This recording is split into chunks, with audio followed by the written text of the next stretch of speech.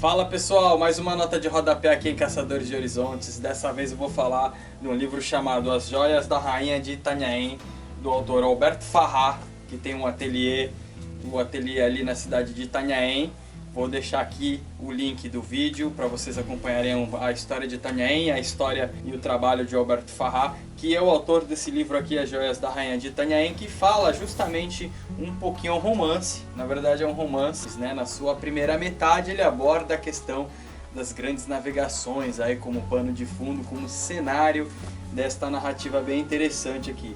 No caso, esse texto, As Joias da Rainha de Itanhaém, aborda a história de Manolo, um filho adotivo de Cristóvão Colombo, que acaba roubando umas peças aí, umas joias, um tesouro da coroa espanhola e acaba trazendo para a América aqui.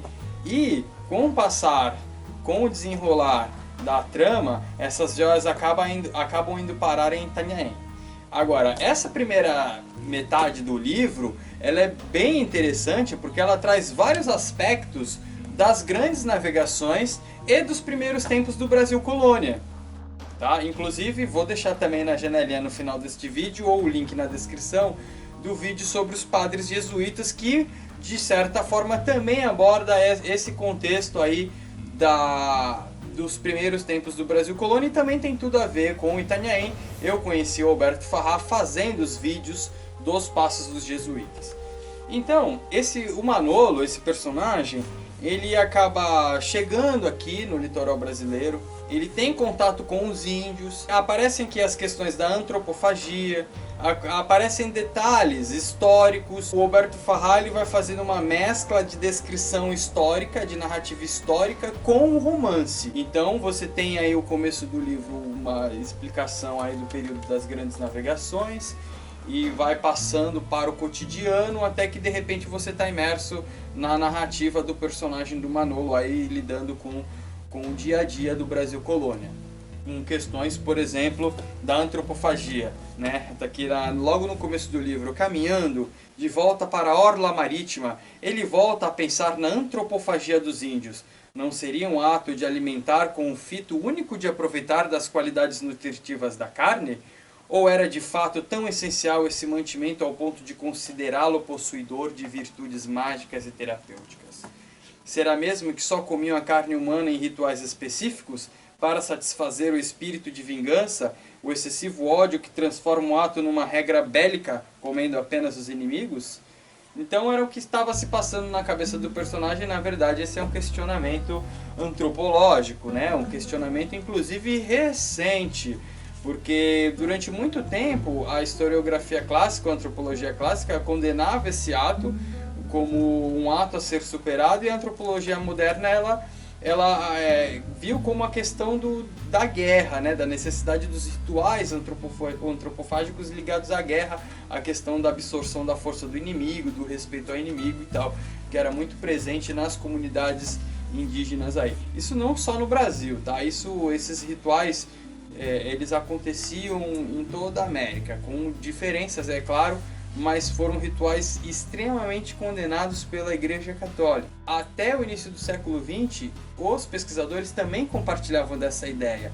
Então foi preciso fugir do espírito cristão para compreender de forma mais científica como que se operavam esses mecanismos de rituais de antropofagia. Quem fala isso, lá no comecinho de Caçadores de Horizontes, o professor Massioniro, quando ele está falando sobre os templos e os rituais lá no México, no vídeo que eu fiz sobre as pirâmides de Teotihuacan. Então tudo bem, então vocês podem aproveitar essa leitura aqui, As Joias da Rainha em Itanhaém. Só passar lá no ateliê do Alberto que vocês vão encontrar o texto, né? Eu estou levando para a escola onde eu leciono, que a criançada vai fazer a peça de teatro. E agora, aproveitando o pano de fundo desta obra aqui, falar um pouquinho sobre as grandes navegações, né? O Manolo, já que ele é filho adotivo do Cristóvão Colombo, se você não sabe quem foi, você precisa estudar, cara. É simples assim. Cristóvão Colombo ele vai ter um papel fundamental nas grandes navegações aí. Por isso que eu trouxe até minha réplica aqui de uma caravela, né? Para ilustrar aí um pouquinho sobre as grandes navegações, porque era uma tentativa de chegar às Índias. Voltemos lá na Guerra Santa, nas Cruzadas. O que aconteceu? A Europa conheceu um estilo de vida diferenciado nesse episódio das Cruzadas aí. Nas Índias você tinha condimentos, temperos, tecidos, coisas que já há muito tempo estavam em desuso na Europa, né? Então essas mercadorias elas começam a ganhar um alto valor na Europa. Então antigas rotas comerciais lá da época do Império Romano, elas são reativadas para trazer essas mercadorias para o seio da sociedade europeia. Vale destacar que esses itens aí, cravo, canela, pimenta, além de realçar o sabor, que nessa época não tinha refrigeração. Então era comum os alimentos se estragarem.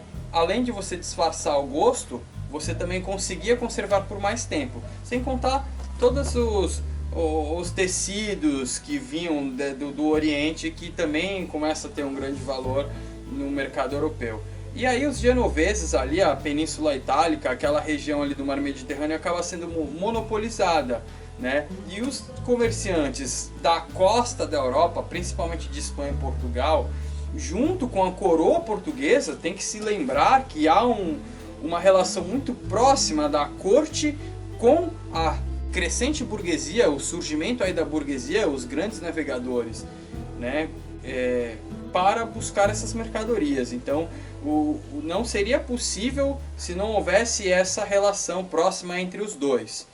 Então você tem um acordo entre a nobreza e a dita burguesia, né, que vão se juntar para promover grandes expedições. E os portugueses, eles já tinham uma certa prática em navegar pelo Oceano Atlântico, que é bem diferente de navegar no Mar Mediterrâneo. Isso tem que ser levado em consideração. O Mar Mediterrâneo ele pode ser vencido com embarcações menores, não é bem assim que funciona no Oceano Atlântico, né? Então, a pesca no Oceano Atlântico, a navegação realizada no Oceano Atlântico pelos portugueses, deu a experiência necessária para que eles pudessem, com o tempo, ir vencendo a costa da África, né? E essa costa da África ela vai levar ao todo cerca de 80 anos para ser vencida pelos portugueses, que é o chamado Períplo Africano aqui. Mas de qualquer maneira deu a experiência necessária aos portugueses para se lançar ao Oceano Atlântico, né? E finalmente os portugueses conseguem chegar ao porto de Calicut.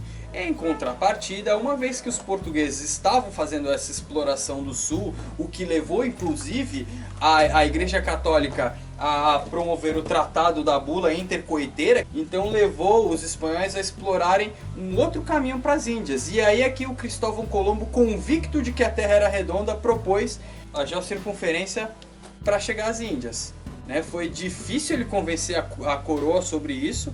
Ele tem apenas 3 navios que ele segue reto em direção às Índias e acaba topando aí com uma terra desconhecida, que ele não imaginava que tinha um continente inteiro na frente dele, dividindo a Europa e as Índias pelo lado ocidental, né? Provavelmente por isso que os nossos índios são chamados de índios, né? Na verdade é uma designação geral que você dá para um grupo muito diversificado de populações, tanto no Brasil quanto em toda a América, e astecas, maias, e mesmo dentro desses grupos maiores você tem subgrupos que foram dominados com o tempo, e no Brasil então nem se fala, são milhares e milhares de etnias com troncos linguísticos semelhantes e outros troncos linguísticos bem diferentes, mas que acabaram sendo genericamente chamados de índios por conta dessa confusão que possivelmente Cristóvão Colombo fez. Enquanto os portugueses fizeram esse caminho do períplo africano e acabaram encontrando a costa brasileira também, apesar que nos primeiros anos não houve um interesse maior, né? O interesse era mesmo chegar nas Índias e comercializar nos portos em Calicut, nesses portos do Oriente. O Cristóvão Colombo fez a mesma coisa, só que indo em direção reta na tentativa de fazer a circunferência. Aí então, a partir de 1500 você vê um novo mundo se desenvolvendo, e um mundo muito triste também do ponto de vista das populações que cá estavam, né? Se por um lado você tem a chegada do europeu, por outro você vai acompanhar o desaparecimento sumário de várias populações, seja pela guerra, seja pela conquista e principalmente pelas doenças às quais os corpos dos índios não estavam preparados. Aí a gente tem a maior maior choque populacional da história da humanidade. Vai ser uma transformação radical ao extremo, assim, que vai mudar para sempre a história dessas populações. E então é nesse contexto que o livro se desenrola, né? A tentativa de alguns grupos europeus de se fixar aqui, como por exemplo os náufragos que aparecem no livro aqui na costa brasileira. São náufragos que começam a fazer acordo com índios para o corte do pau-brasil. São náufragos que fazem acordos com os franceses que também estão explorando a costa brasileira aqui. E por outro lado você tem a procura, a expansão do Império Espanhol no Caribe, né? No que a gente chama aí de América Espanhola, onde tem os maias, os astecas e aquela região toda ali.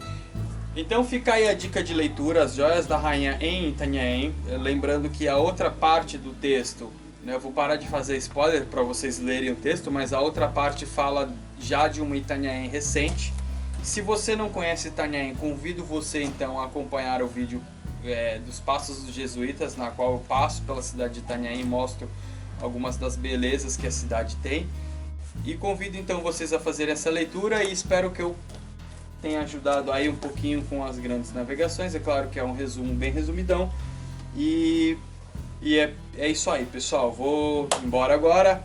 Tchau, muito obrigado. Não esqueçam de se inscrever no canal, de dar o like no vídeo. E vou deixar aqui as 3 janelinhas aqui com os vídeos aí para vocês acompanharem um pouquinho mais da história do nosso país e a história regional também da Baixada Santista. Tchau, pessoal. Até mais.